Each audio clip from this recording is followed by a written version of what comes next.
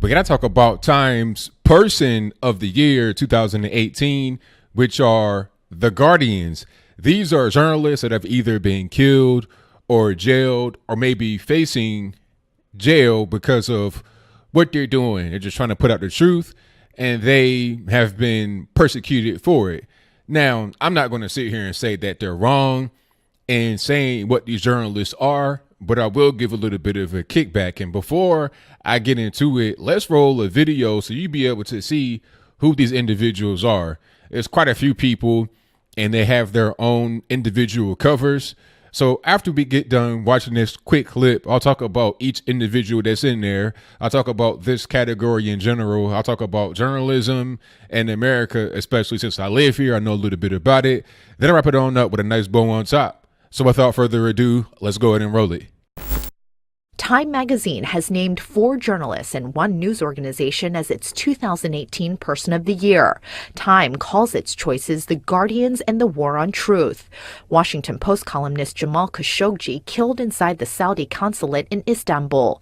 Maria Reza, editor of a news website in the Philippines known for its critical coverage of the Duterte government. Reuters journalist Wa Lon and Ja So-u arrested and jailed in Myanmar after investigating the killing of 10 Rohingya Muslims.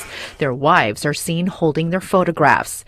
And the Capital Gazette in Annapolis, Maryland, where in June 4 journalists and a sales assistant were killed by a gunman who opened fire in their newsroom. They will be featured on 4 different covers. Time says the group was chosen for, quote, taking great risks in pursuit of greater truths for the imperfect but essential quest for facts that are central to civil discourse, for speaking up and speaking out. Okay, so you saw that. You see what's going on. Now, before I even get into my thoughts, I just want to say rest in peace to all those who have died. And if people are in jail that shouldn't be, they should be freed. I'll just let that be known because I don't want it to be seen as, well, I'm trying to defend the killings of journalists. Nah, if you're killing a journalist just because, I mean, come on, there's no need for that. However, this category was picked simply because the editors at Time Magazine want to attack Trump. Matter of fact, there's a short article that I will link to in the box below that explains the rationale behind selecting the Guardians for Time's Person of the Year. And it states in there that Trump was a big part of it. So I'm not just making it up. This comes from Time Magazine itself. They're also talking about how important it is to preserve democracy and all this and that. But journalists aren't completely innocent here. Not at all. We've seen time and time and time again how journalists put out false information. Matter of fact, in the piece that I read from Time Magazine where they were talking about how Trump is attacking fake news and others are attacking fake news and this really shouldn't be a thing, Hillary Clinton was the main one who started that whole chant of fake news. She did this whole big news conference, this press conference about fake news, talking about how we got to fight it, we got to stamp it out, this, that, and the third. Matter of fact, in this particular piece that I've read from Time Magazine, they were talking about how social media is allowed to go unchecked and information just flows about. So who's going to be the grand arbiter of what information should be out and what information shouldn't be out there? Who's to say what journalists are legitimate or illegitimate? You could call me a journalist. I research, I fact find, I call people, I dig up information, and I report news. So why is what I say less important or deserving of censorship while people who work for a major corporation like Time, Reuters, etc., can just have carte blanche to say whatever they want? You know, they put out routinely false information and rarely issue retractions. If they issue a retraction, it does not get as much attention as the original statement was, especially if it was pretty salacious. We've seen all these things come out about Trump. Remember the whole thing when Trump was running during the election? It was so many falsehoods out there. Huffington Post with this 98.2% that Trump is going to lose. All kind of leaks that have been out there. You know, people's personal information, tax documents, all that kind of stuff has been leaked to the media and just put out there like it's nothing. False rape accusations. Remember the Rolling Stone thing with UVA? The media is very powerful and it should be very careful. Again, I'm not trying to say that taking a journalist's life just because a person does not like what they say or if they post false information is okay. Never would I say that. However, let's not act like journalists aren't powerful, and let's not act like what they say does not impact people's lives, whether in a positive way or negative way. You got plenty of innocent people that are in bad situations because they have been ruined by journalists. Remember when CNN, because this was also mentioned in there, they were talking about how, CNN had bomb threats. Again, not trying to say it's right, but they were trying to say CNN is being attacked. Well, CNN has attacked plenty of people.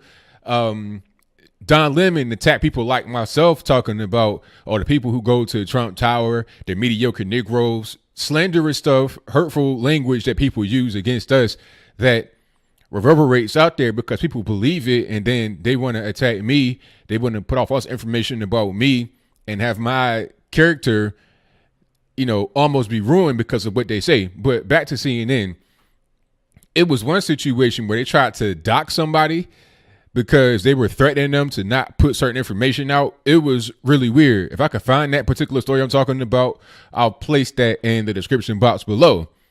But this goes back to the whole point about these journalists not being totally innocent. Yes, there are people on the side who oppose journalists that are far from innocent, that hurt people, imprison people when they shouldn't be.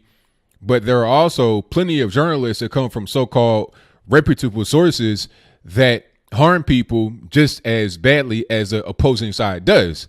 This is not a one-way thing. It's not, just aggression from one side to the other for no reason. But let's get back to the people that were in this particular piece.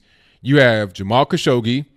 You have the staff of the Capital Gazette in Washington, D.C. You have Maria Ressa, who runs a magazine in the Philippines. And you also have Walon and Kiao O. And they are journalists in Myanmar who were reporting about the Rohingya Muslims. I'm not sure if the Muslims were killed or whatever it is, but Walon and Kiao were put into jail. The Philippine woman who runs the website called Rappler, it's against the Duterte regime and whatnot. She's facing jail. Obviously, Jamal Khashoggi was killed, and Capital Gazette, 5 of their staff were killed by a person who had a long-standing beef with them over an article they produced about him harassing somebody online years ago. This had been a long-standing thing. All of this kind of ties to Trump. Why pick Jamal Khashoggi? In this piece, they said that 48 journalists passed away. So why pick Jamal Khashoggi as one individual? They picked the Capital Gazette because that was more of a workplace shooting from a disgruntled guy who had been disgruntled for a long time. I understand that. But why Jamal Khashoggi? The reason is because people said that Trump should have done something about it. My question is, what should Trump do about Jamal Khashoggi? How was that his problem? How is that his responsibility to do something about that? That is a foreign nation murdering their own citizen. The United States murders its own citizens every day. So should China or Russia or somebody come in and say, hey, U.S., you can't do that, and we're going to impose sanctions on you? I'm not saying it's right what happened to Jamal Khashoggi, but that is their business. Let them handle it. Actually, as I'm talking right now, you had like 16 people get arrested, and it's going to be a really big thing in Saudi Arabia, not from some foreign country, not from some UN or anything like that, not from some American troops. Saudis handled the situation by arresting Saudis because Saudis killed a Saudi. That's the way it should be. If somebody in America, high-level government, low-level, random guy on the street kills somebody, then it should be up to Americans to punish that American for killing the American. It's very simple. Jamal Khashoggi was not a U.S. citizen. Yes, he did live here for a while.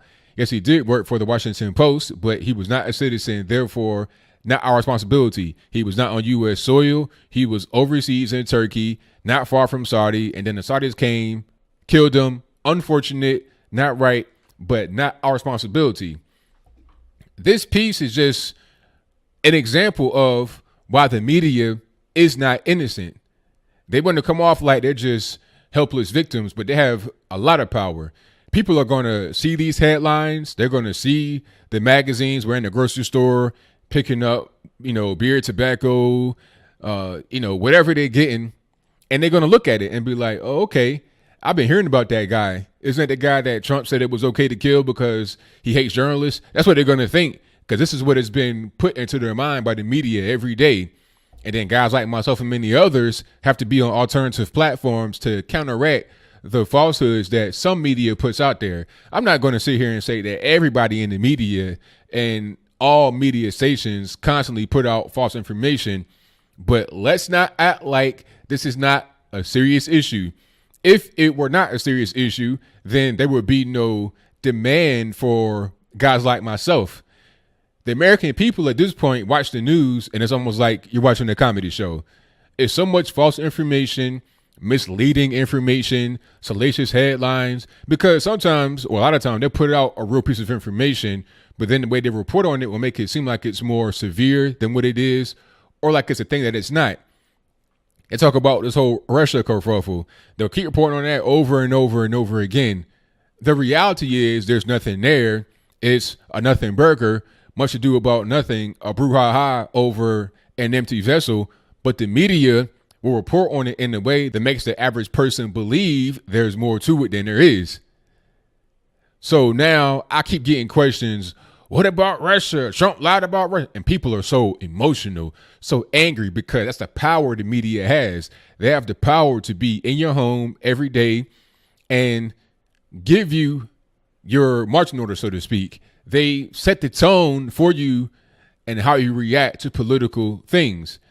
They are kind of involved with the election process. And the same media will say, well, Russia was involved with the election and we can't have people that are trying to influence the vote.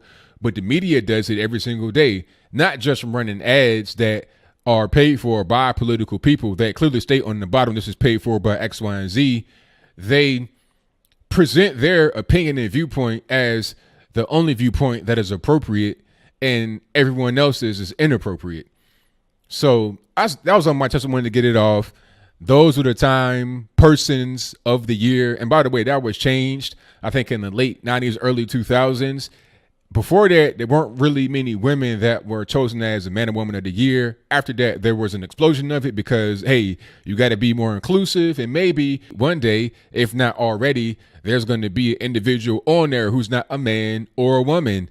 They have whatever kind of gender they created, space alien unicorn. That's their gender. So they don't want to be labeled as man or woman. Maybe even down the road, you have to say time. I don't know, whatever you want of the year. You got these furries and whatnot, but I'll just pause right there and move on to my closing. That is all I got. So what say you? Do you think that the Time Person of the Year was appropriate? The Guardians. Again, to close it, I don't think that it's right to hurt journalists or put people in jail that don't belong. However, this whole I'm a victim and, I never do anything wrong is incorrect. Okay. It's just wrong. But am I wrong for saying that? By saying a thing that I really believe to be true, that I can demonstrably prove is true, am I aiding in the targeting of journalists?